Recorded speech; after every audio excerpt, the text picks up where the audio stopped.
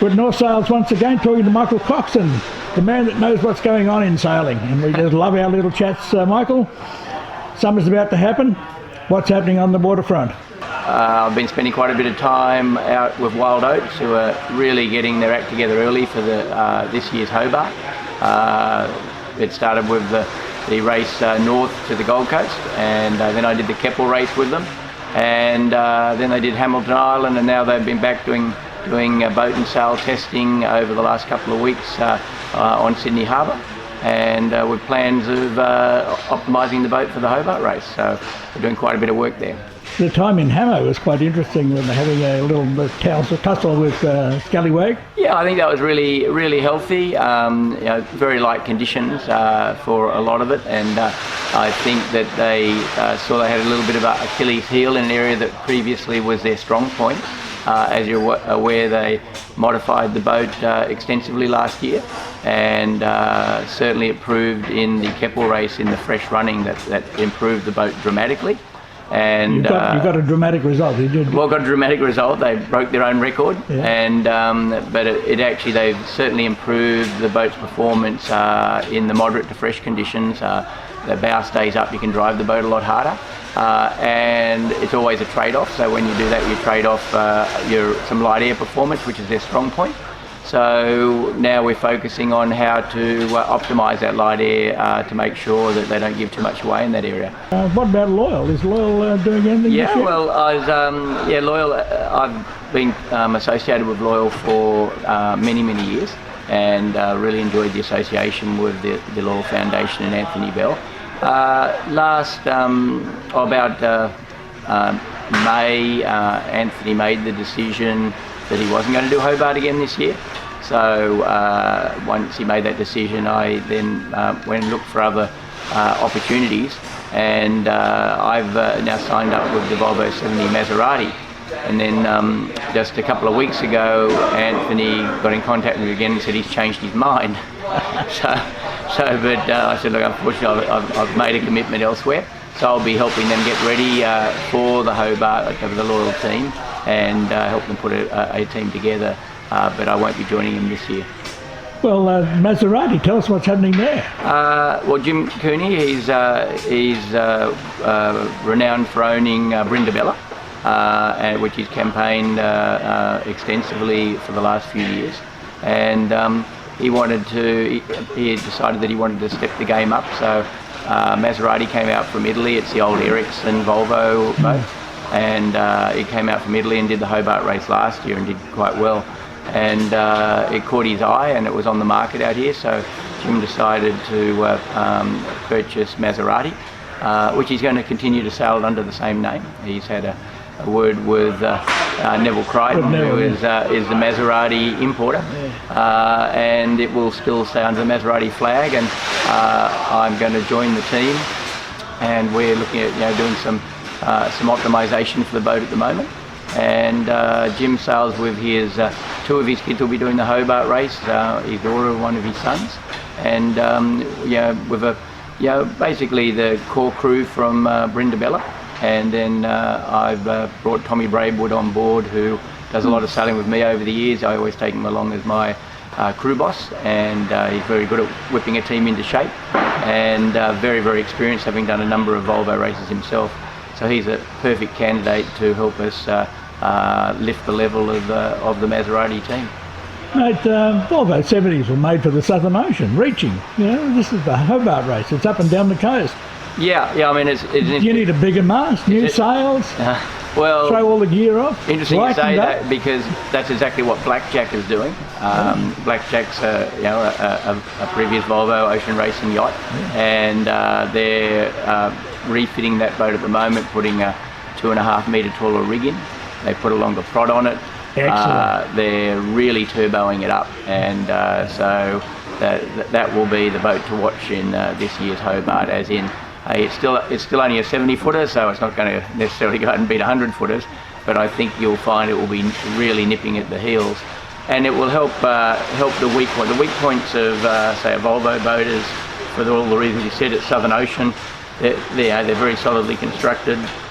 they're very beamy, a lot of weathered surface area and fairly short rigs. So as a result, they don't like the light air transitions. Okay. Unfortunately, in a Sydney Hobart race, or the east coast of Australia, you tend to get a lot of light air. People remember the fresh airs, but you get a light air, and basically it's a windward return course. The breeze either blows out of the north or blows out of the south and goes through a quick transition in between. And the transition is generally light. So you have fresh out of the south, light through the east, and then fresh out of the north, and then it goes back again. So until you can get to some westerlies closer to Tasmania and in Bass Strait. So a reaching boat's not necessarily the ideal boat for on the east coast of Australia. You'll get the odd day where it suits, the odd race it suits, but in generally you want a good all-round boat. Well, that's why Wild Oats has been so successful, isn't it? It is indeed. She is a boat that doesn't really have a weak point. And some of the newer boats, bear in mind Wild Oats is now I think going into its 10th or 11th year. Yeah. I think we launched Alpha in the Alpha Maxi in 05, and she followed shortly thereafter. So the more modern boats like Comanche, they've been built wider. They're wider boats, but they're a lot lighter construction than a Volvo. So they've got those to go better in light airs and than you'd expect them to go. And Wild Oats, by making her modification, has now improved her uprange performance. But again, she is a narrow boat, and narrow boats are good in transitions. But they don't have the same power to weight ratio when you do get those hard reaching conditions. So is Jim going to put a bigger stick in it? No, not at this stage. I think one with the lead up to the Hobart only being a few months away now, and the plan is to we're putting some new sails on the boat. Putting it on a diet. Basically, it had accumulated a lot of excess stuff, which is probably necessary if you're doing 6,000 mile legs, but it's not necessary on a 600 mile race. And so we're basically trying to lighten the boat up as much as we can and do some sails that are more suited for the shorter, what I just said, the windward return type course for Sydney Hobart, rather than the weather routing type course where your next mark's thousands of miles away. So before we get off the Hobart race, of course Comanche's not coming. What happened there? With the America's Cup coming up in Bermuda, there's a big interest in the J boats, and the owner of Comanche has got a very good J boat, and he's giving that an extensive refit, putting all new sails on it, and he's firing up to do the America's Cup lead-up J-boat regattas, so which is a big, one of the big draw cards to the America's Cup. So he's focusing on that for the next period, and the word is she'll be back for the Hobart the year after. Excellent. Well, that's something to look forward to. Yeah. So you say that Blackjack is the dark horse for this year's Hobart? I'd say, when I say dark horse, you'll see a significant improvement on that boat on the racetrack. Now obviously with performance improvements normally comes rating hits, so whether it's how it's going to sail to its rating, I couldn't tell you that, but I do believe you'll find it won't drop off the big boats as quickly as you would expect. I think she'll hang in there and she'll improve her light air performance a lot. And that traditionally is where she used to drop off, because again a Volvo boat's a wide boat. So I think the extra sail plan is going to keep her closer at the heels. It's not going to make a 70-footer is not going to be faster than a 100-footer, but it will be close enough that it can take advantage of this. Transitions going on and so on. I wouldn't be surprised to see her pretty close up the back of the Maxi yacht. Mate, just looking around the lot here, there's a lot happening. Yeah, well, it's very, very busy. It's the last I'd say 2 or 3 years. I think business has generally got stronger in the sailing, and it's a long time since the GFC now, and not many people talk about the GFC anymore. It's almost forgotten, but it has taken many years. I haven't forgotten it. You haven't forgotten it? Neither have I. We're in the leisure industry, and we're affected by the economic climate. And I think it's taken the industry within Australia, it's taken a good 6 or 7 years to actually climb out of it. And I think that now that things are going well and people are loosening up the purse strings and more confident, the sailing world in Australia is going well. Well, it's good to see. Like there's MC38 kites. There's Etchells. It's all sorts of stuff, isn't it? Yeah. Well, we've got something that I'm close to my heart. I'm a die-hard Etchells sailor. I've sailed Etchells since the early 80s. A good friend of mine, Tom King and Ivan Wiener, launching their new Etchells, the latest Etchells out of Australia, brand new one tomorrow down at the Royal Sydney Yacht Squadron. So we're just finishing off the sales at the moment. And Tom's a past world champion in the class and Olympic gold medalist. And this is the first boat out of the rejuvenated mould. And we're all looking forward to seeing how the boat goes and having Tom back actively in the fleet again. He's a great ambassador for sailing and for the Etchells class. Indeed. Well, and of course John Bertram's just won the world. Yeah, fantastic effort. I mean, John, I better be careful. I know he's closer to 70 than 60, and just to see what a stalwart he is to the class and how you can be competitive for such a long period of time. I think one of his secrets is he only focuses on Etchells sailing, so he doesn't get involved in any other sailing.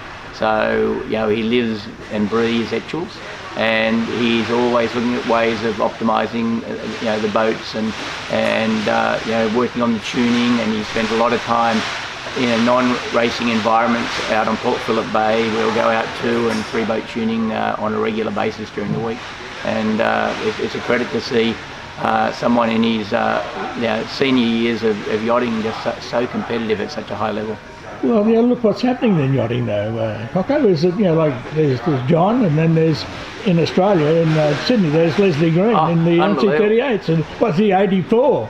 Leslie is 84. And he's cleaning them all up. He is such a gentleman. It is a pleasure to get beaten by him. I'm sure he feels the same. Yeah, he is unbelievable. I mean, he's been in yachting for many years, but he took a break from it for a number of years and then got back in it with his Swan, and then he decided to up the ante to the MC38. He was one of the first guys into the MC38, and he's got a great team around him. So he's very good at picking a good team, and it's a team that stays together. He doesn't have blow-ins and blow-outs. They're always the same guys. They just do a great job as a team, and you just got to give credit to Leslie. I mean, at 84 years old, he just won the Australian Championships again last month. He's unbelievable. Really good effort. Yeah.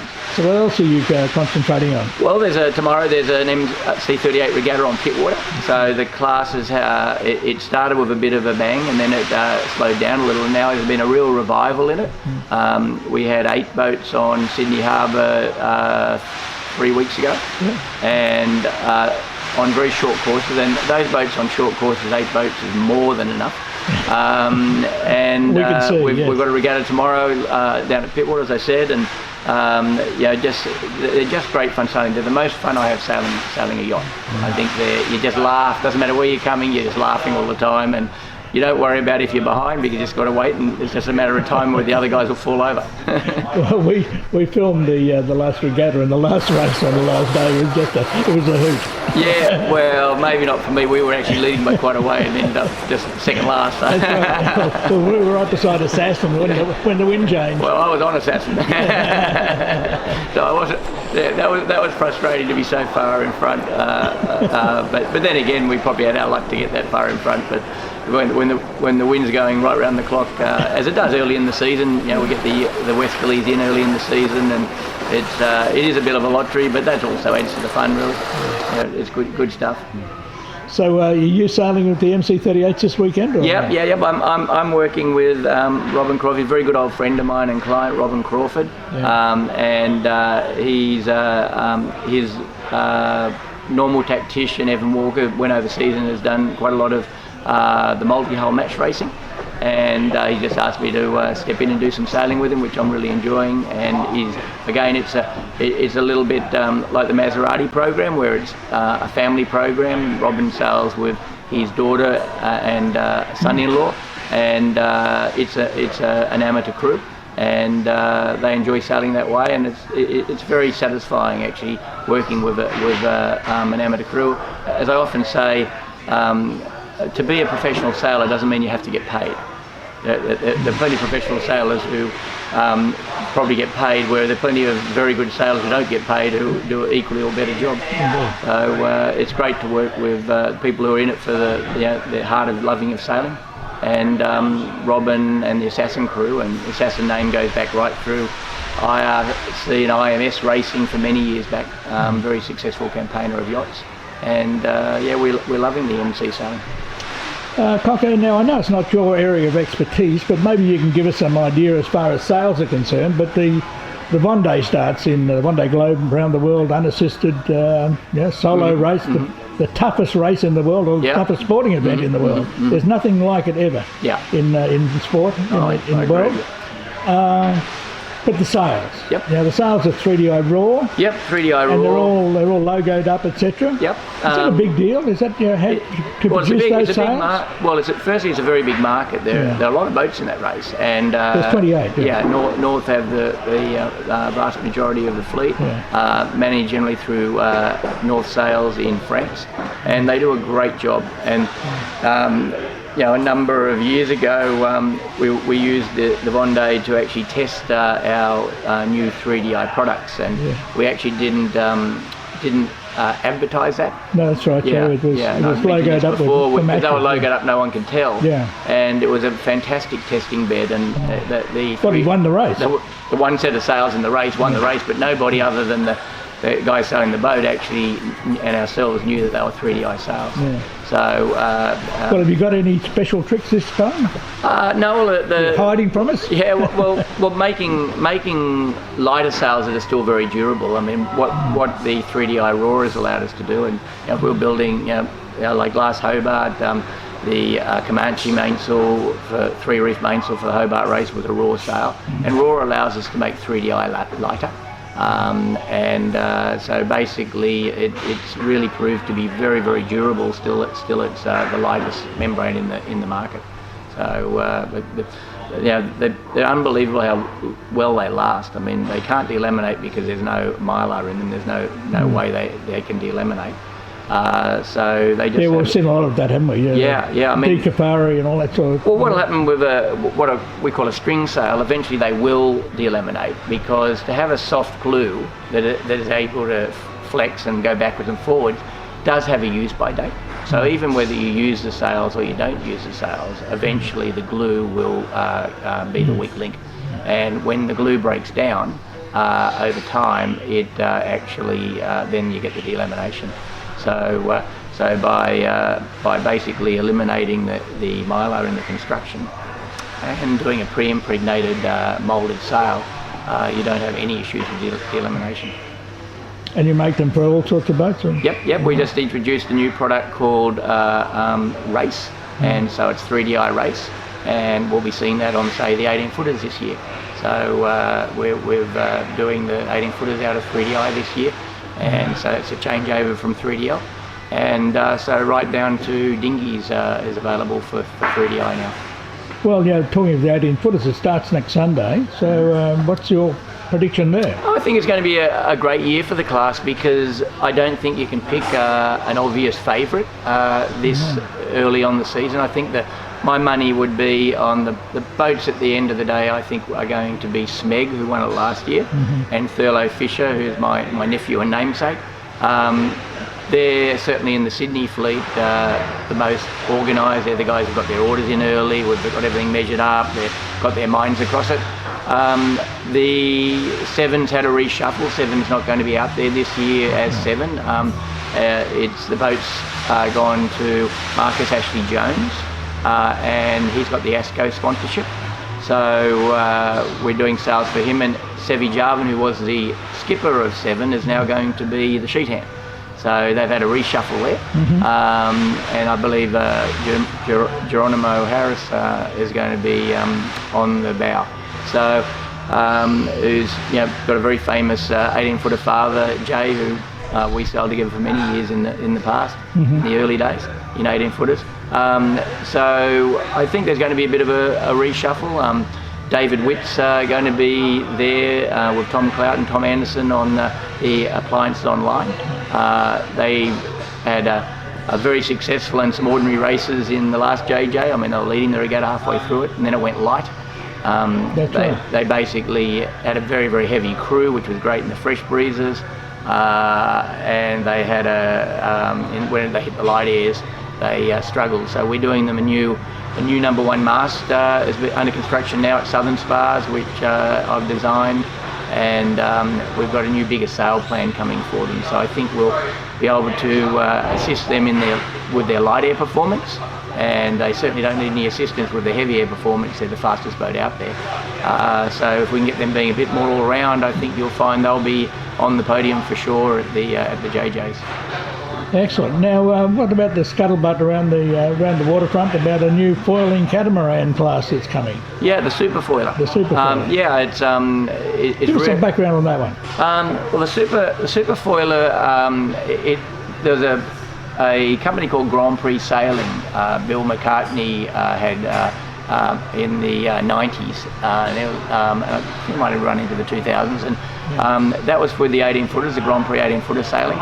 And Bill's son Jack is heavily involved with his dad, and they've come up with the same concept of the professional sailing circuit, and they've designed this what they're calling the super foiler, which is about 28 feet long, trimaran, 3 on the trapeze crew, full one design. They're going to build 8 boats, and they've already got TV coverage arranged so basically they've got Channel 7 backing them with it, and the idea is I think they'd sell the packages to sponsors, and they put the crews in, and they're planning to do an Australian and New Zealand circuit from right across the country, or both countries.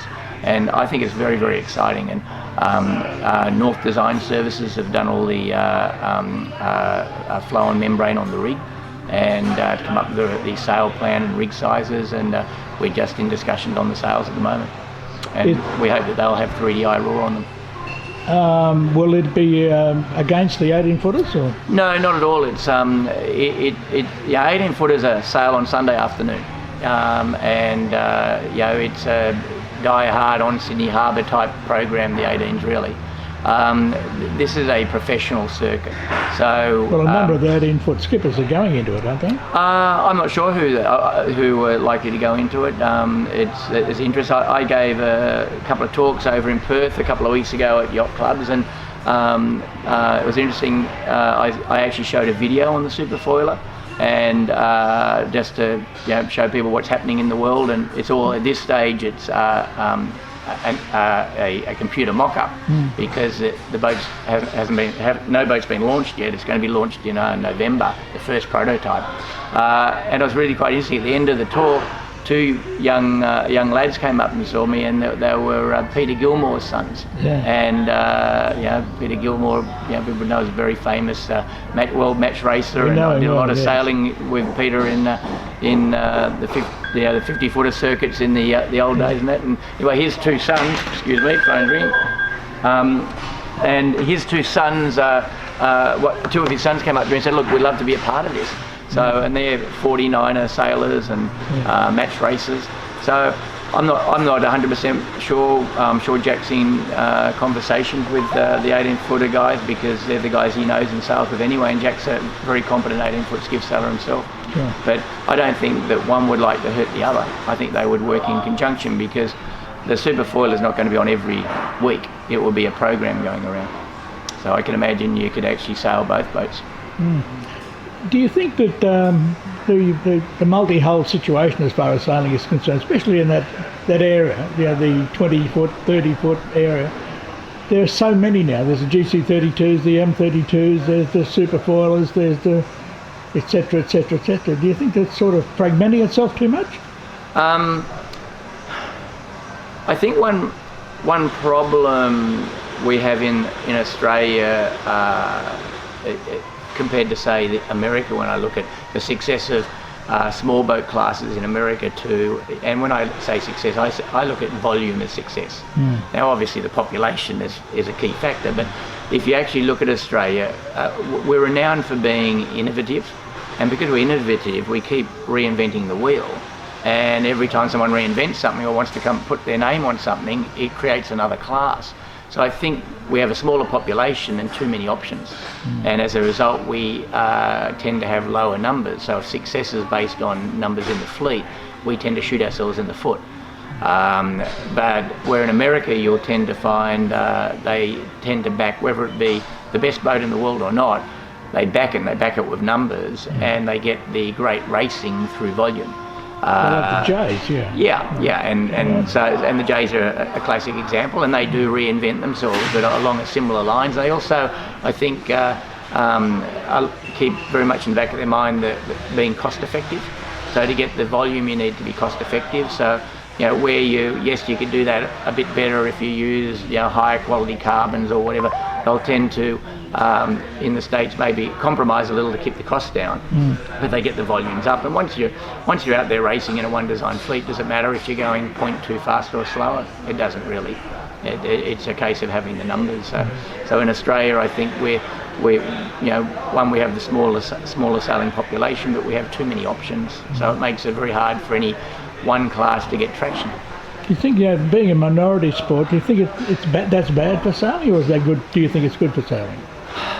I mean, when you say minority sport against other sports? Like football and whatever. Yeah, we're all trying to get get people watching it on television, and media, etc. I mean, sailing. Sailors really enjoy sailing, but it's not. I don't think it's a natural spectator sport. For one, the arena's too big to cover it, so that's why the America's Cup's just done such a fantastic job. And I think that this is where the McCartneys and the Grand Prix Sailing will do a great job with these super foilers, because they're going to follow, I believe, the format very similar to the America's Cup, where they will have a very compact course. So one, you can put spectators there and they can see it, and two, you can actually film it, and people can actually follow what's going on. And I think that will hold the interest. So I guess we'll need to see how the success is of the super foiler in another couple of years, whether it gets embraced by the TV. If they put it back on the TV again, it's obviously been a successful race. So we'll know whether the public and the masses are watching it. But I'm sure it'll be very exciting for us who are keen followers of yachting, and hopefully they can take it to the masses where they want to watch it. Talking about publicity and all that sort of thing, the coming Volvo next year. Right, how many boats do you think? I don't know. I don't know. I can find out because we're building the sails for them. It's an exclusive sale deal, so I could actually find out for you, but I don't know the exact number. I've heard that somewhere around about 7, but I don't know for sure.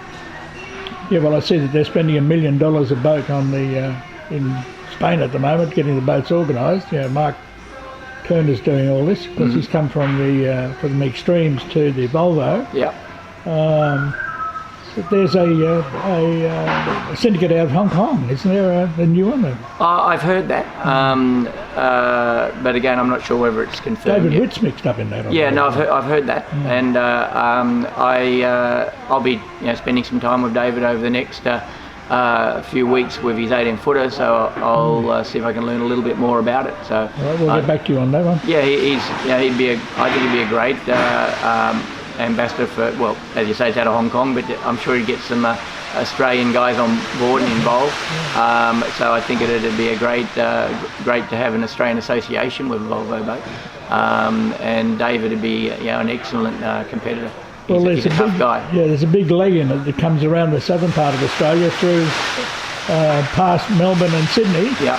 And there's talk of a pit stop. Yeah. in the race? Yeah. So we could see them in Australia? I imagine so. I think that often those things are affected by how involved the government wants to get, because it's all about funding. So whether it be local, state or national government, I'm not sure, but they need to get some funding in that way. Really they've got to sell the pit stop to make it viable. Yeah. So it depends on what the authorities feel the return is. All right, mate, just to close off, any gossip? Anything else that we've missed that you should be, that you know that you'd like to tell us? Or that you can tell us without having to Can tell us kill without anybody? getting into trouble. No, I just think it's just got a really good buzz about it at the start of this season. It's as I say, over the last couple of seasons, I've thought that we're getting stronger and stronger in the marine side of things, and I just think it's got a really good feel the season. So let's hope we get fair winds and lots of good sailing out there. What a great way to close. Thanks, Cocko. No problem, thank you.